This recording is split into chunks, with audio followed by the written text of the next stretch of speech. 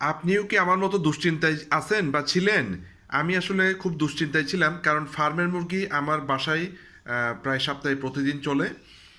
তো এটা খুব জনপ্রিয় খাবার, কিন্তু গবেষকরা বলতেছেন ফার্মের মুরগিতে বা বিভিন্ন ধরনের খাবারে দূষিত পদার্থের কিছু পরিমাণ থেকে যায়, যেটা দীর্ঘমেয়াদী আমাদের ক্ষতি হতে পারে।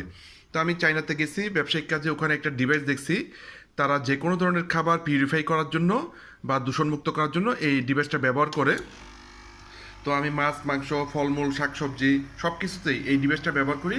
আমি আজকে আপনাদেরকে দেখাবো এখান থেকে কী ধরনের দূষিত পদার্থ বেরোচ্ছে। 20 মিনিট টাইমার শেষ। দেখেন আসলে কি বের হয়েছে। আমরা যদি এগুলো সবগুলো একত্রে জোগাড় করি, একত্রে দেখাই আপনাদেরকে, তাহলে দেখেন এগুলো কি বের হয়েছে। ঠিক আছে, দেখেন। ঠিক আছে, এইভাবে আসলে যে কোনো ধরনের ক্ষতিকারক পদার্থ এই ডিভাইসটা বের করে ফেলতে পারে।